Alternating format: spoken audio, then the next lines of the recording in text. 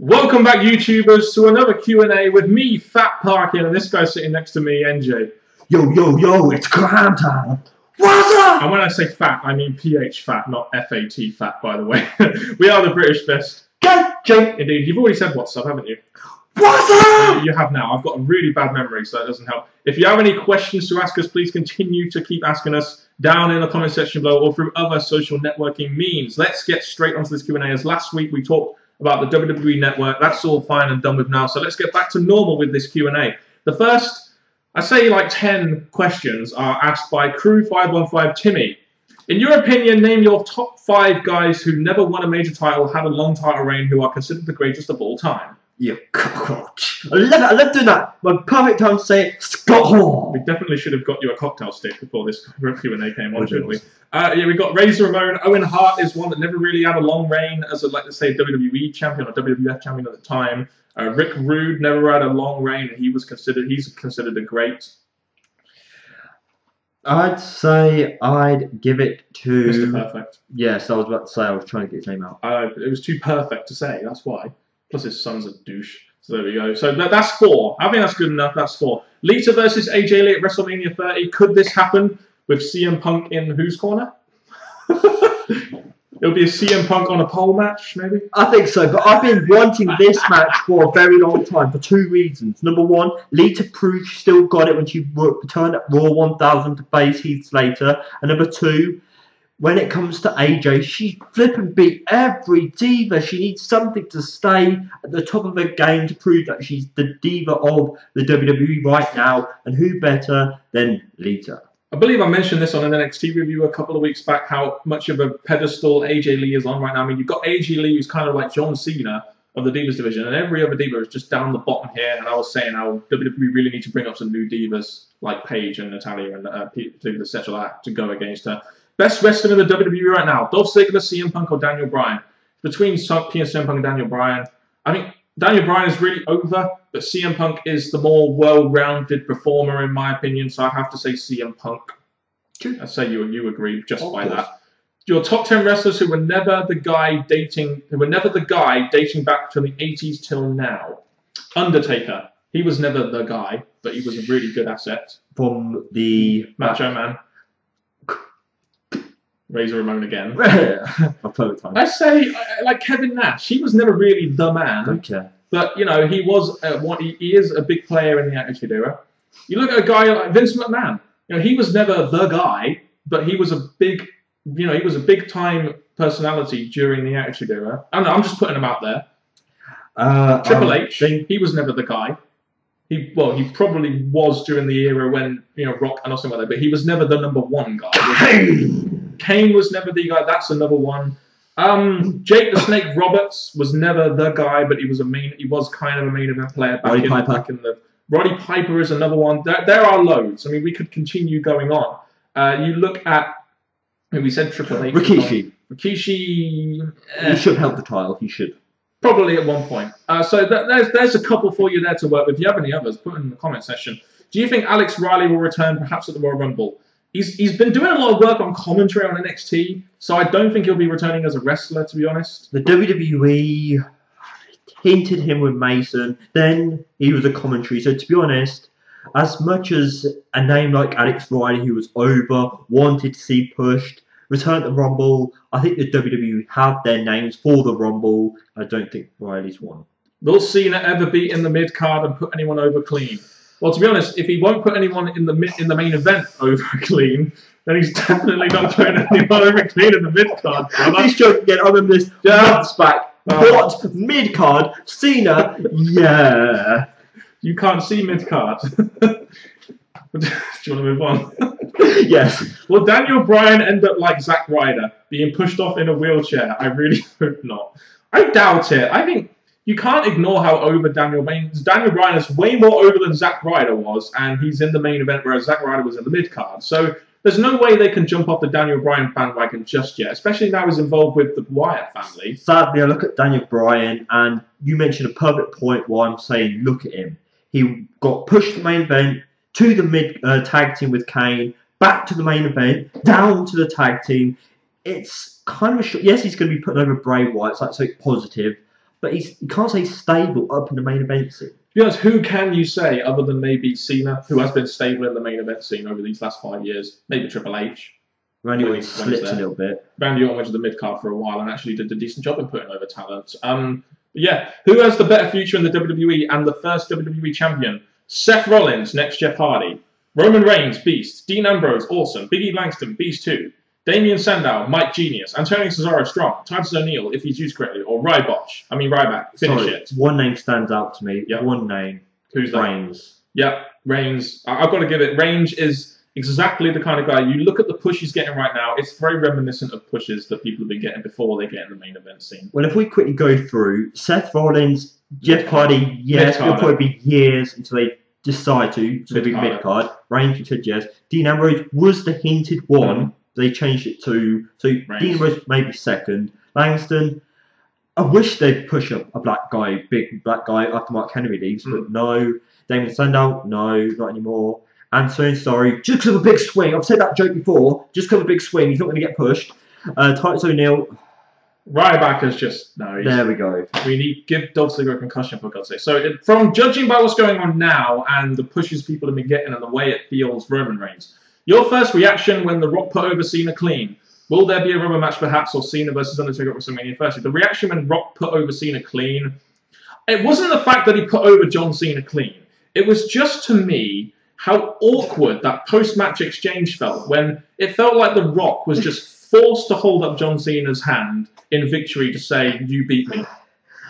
The thing that threw me off, yes, Rock lost to Cena, but it was more the fact that advertisement, once in a lifetime, gave us the precious moment, only for it to get fed over to Cena. So to be honest, I can't give the WWE credit for what they've done with The Rock and Cena too. There won't be a rubber match. As for Cena versus Undertaker at WrestleMania 30, could happen. I'd want it to happen. 30, again, whenever we try and predict the WrestleMania 30 matches, the WWE change it. That's the whole, probably their idea of throwing us. So it's hard to predict it. John Cena versus Taker should happen, just so other wrestlers don't have one up over him. And it's a match that makes sense if you think of what they both achieve and need to achieve. Are TNA playing up AJ Styles leaving? Do you think he will return? We don't really know. I mean, it looks like his contract has ended and he's doing some independent dates, but the bottom line is we don't know. And that's one of the best things about this storyline, in my opinion. We really don't have a clue what's going on. To be honest, I look at TNA right now and they're crumbling still. They're still crumbling. And with AJ Styles leaving, one of their big names that gets the crowd going, the big matches, to be honest, I can't see TNA accepting AJ Styles leaving for good when AJ Styles probably should be back in TNA to give TNA their top name. I mean, as far as I know, I believe they disagreed on money, which, I mean, to be honest, if he's TNA's top guy, essentially. He's probably one of the most well-known talents, and they're disagreeing over money. I mean, come on. For the US title, would you unify the title with an Intercontinental belt, or would you use the US title as the main belt for NXT instead?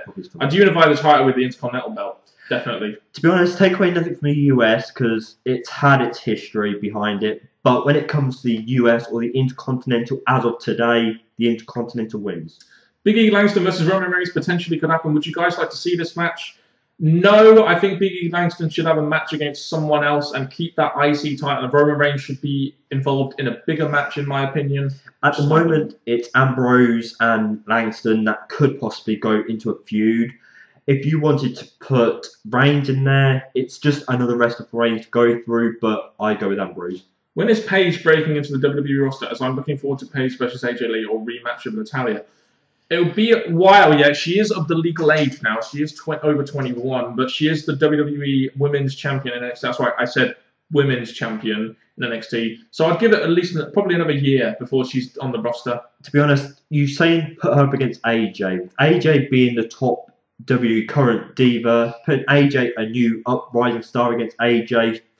I'd say build up to it, but I'd say Paige coming in needs to happen at some point soon. Dolph Ziggler has been buried, well more than buried. How would you book his career to become a star again if you could?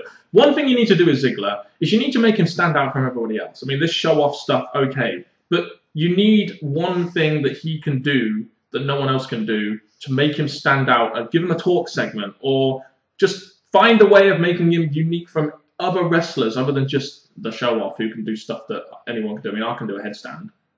Even though it's hard to picture, I'd say hashtag #1 in an upcoming, not this one, Royal Rumble.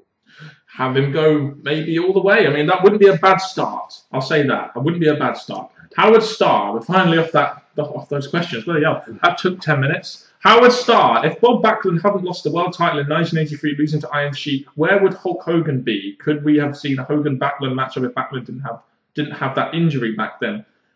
Don't know too much about that era, so we can't really answer it. But main thing is, Hogan won the belt and business is great. All I'll say, my quick thing is Hogan and Backlund, the history behind Backlund and his accomplishments, and Hogan, obviously his accomplishments, would have made a big match. Here we go. This is some good questions. UH Type 1. Very touchy questions here. Not for us, mate. Chris Benoit was a great wrestler. Do you feel that Vince McMahon made the right move to block his name on WWE TV and cancelling any chances of him being inducted into the WWE Hall of Fame? In terms of PR, yes, because you cannot have that kind of thing against your company without doing something about it. You just can't. You can't just say he was a great wrestler, so we're going to forget that he committed double homicide, genocide, whatever. Of course, Vince McMahon did the right thing there, removing any of his name from anything. Hashtag last week, we announced that the WWE are going to be bringing Chris Benoit into the WWE network, so they're going to relive it. But even if they're reliving Chris Benoit's moments, it's never going to be enough to put him in something as big as the Hall of Fame. No. So for Vince McMahon to put a full stop at him ever making it to the Hall of Fame, it makes sense because the Hall of Fame is WWE's big pride and joy. So to put Benoit in such a special place will look good on them. And what would you have done if you were in Vince McMahon's shoes? I'd probably have done exactly what Vince did. I mean, they had that show lined up for him. I'd have probably found out exactly how he died before I put out that show. But to be honest, the show was going to be a tribute to Vince McMahon, who kayfabe died. So it was kind of a tough situation and kind of bad timing. But WWE, I mean, it was to do with drugs, let's face it. Maybe I'd probably have monitored the drugs that they were using, because essentially at the end of the day, he had the memory of an 80-year-old. So it just, and that. I asked myself I asked myself the question after watching the Benoit documentary. I personally don't know how to deal with it. It's one of those things that, only a guy like Vince would know how to deal with, because he's involved in the everyday running of the business, blah, blah, blah, blah. We'll never really know exactly how that feels. Deco5757. Do you guys believe AJ is going to ROH, is still part of the storyline, or will he be staying there long term? I can't see AJ Styles. If he's disagreeing about money with TNA, then there's no way he's going to stay with ROH. No way. I see the TNA, doing a whole Mr. Anderson thing. I think they're going to make us think AJ Styles is gone, but I cannot see AJ Styles being anywhere else than TNA. I mean, the thing is, WWE don't want him because they wouldn't offer enough money. TNA wouldn't offer him enough money. ROH aren't going to offer him enough money. So what's he going to do? Work at McDonald's? They probably would offer him minimum wage. But you'd get free McDonald's, which is always a great incentive to work at McDonald's. Sorry, AJ Styles. Sorry. Playlist Maker SG. 3 questions here. Which do you think should happen at WrestleMania 30? Shield versus the Wyatt family, or a triple threat between all Shield members? There we go. You said it. You just said it. The triple threat between all Shield members would probably make sense if you bring Reigns out from the group and do like a legacy versus Orton thing, where it is a triple threat 2-on-1 essentially. You say WrestleMania 30, we still got the Rumble and the Chamber, so to keep this who's the best member of the Shield for 2-3 more months, I would like to see the WWE do it, so maybe not WrestleMania 30, but I think that triple threat match should happen. Yeah, I mean, you can do it at the Rumble, you can have Reigns eliminate, Rollins and Ambrose, maybe Elimination Chamber, have Reigns eliminate someone in a Chamber match for number 1 contendership, I don't know.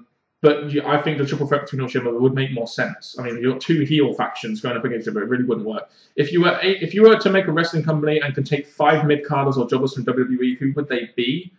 5 mid-carders or jobbers from WWE. Damien Sandow, Cody Rhodes. I'll go with Ziggler. You say Ziggler. Probably Biggie Langston and probably Roman Reigns. Yeah. So we'd say those 5. That's just off the top of our heads. Which unification do you think needs to happen more? The Women's and Divas, the Tag Team titles and World Tag Team titles, or the WWE title and World Heavyweight title? I think the Women's and Divas kind of had to happen because they didn't have enough to do both. The tag team titles had to happen because, again, they didn't have enough tag teams to do both. As for the WWE World Heavyweight title, I think that was the least the one that didn't need to happen. But, it could have done. If anything, I'm more than going to go with the main championships, because with all the main eventers, they've split them up to 2 different championships. To have all the main eventers feuding for one, I think that's, in my opinion, the one that makes more sense. Stuart Maggs, Mr. Parkin, hello. Do you think that the shows are more structured than the Attitude Era, which some people may have found hard to follow? Do you believe that it was due to the writing at the end of 1999 that WCW were growing but lost due to chaotic ways? The corporate ministry, when it first began, seemed very much like the NWO and was pretty much fizzled out rather than just having a break. In your opinion, do you think that they should do the same with the groups such as The Shield, or would you prefer them to break it up in a storyline? I definitely think, obviously back in the Attitude Era, it was different. You had, 2 shows competing, so there were going to be more Crash TV elements, and it was going to be less structured because, well, they were doing anything to get ratings from each other. Whereas now you don't have that competition, so shows are going to be a lot more structured, and it's probably better that way, to be honest. If you have too much Crash TV, eventually you're never going to be able to really make any big moments, because every moment is going to be a big moment. That's kind of how I feel about it. Do you think Miz should be a babyface? No. These are both of us, by the way. I'm looking at the Miz now and just thinking, to be honest, it's going to be hard to rebuild him for us to take him seriously, but his face thing didn't work as much as I was hoping.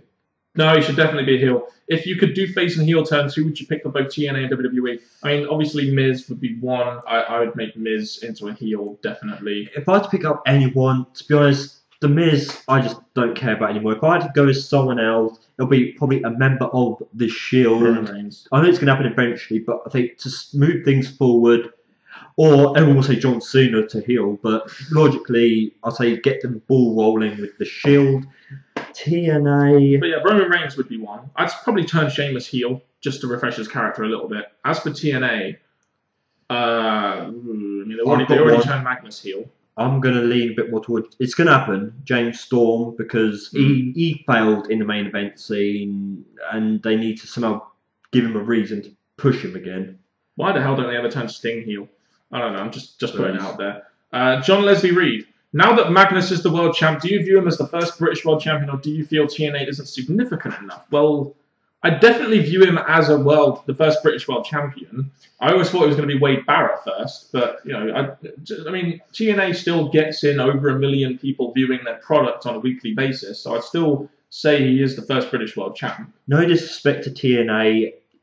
Magnus has beat TNA's probably one of the top names from TNA. Thanks to 7-8 people. But... Well, yeah, he still beat him, so to be honest. And plus, there may be a rematch if AJ Styles not there. Technically, Bobby Roode beat him. It was his finisher that got him the pin, right? I'd say Magnus, I'd consider him just for what he's done and probably what he's hopefully going to do. Liam Reynolds. Do you think some wrestling fans are still living in the Summer of Punk, his title reign days, and overrate him? Well, to be honest, the Summer of Punk wasn't really that good. You can live... Essentially, the promo made him into a star, but the Summer of Punk really didn't make him into a star. It took obviously you had the massive title reign he had, made him more into a star. His feuds of, maybe Jericho and Lesnar made him into a bit more of a star. But the problem is they tried to make him a star overnight without realizing that he jobbed at like 11 consecutive pay-per-views, and you just don't make a star overnight with one promo. But maybe some people do overrate him a little bit because of that. I don't know. But now I think he is essentially he is a bona fide probably main event, probably second only to John Cena in the WWE. Word up. Word up indeed. Johnny Martinez, last question. Do you think John Cena will ever heel? When we first started Q&As, I hate John Cena questions. And for you to be in this dream world of John Cena turning heel, to be honest, the only way he's going to turn heel if someone goes after his dad, beats his dad senseless, but then a week later he'll be like, my dad's okay, he'll survive, and he'll turn face again. So no. Or someone literally does turn his heel. John, like he did at that Raw after WrestleMania.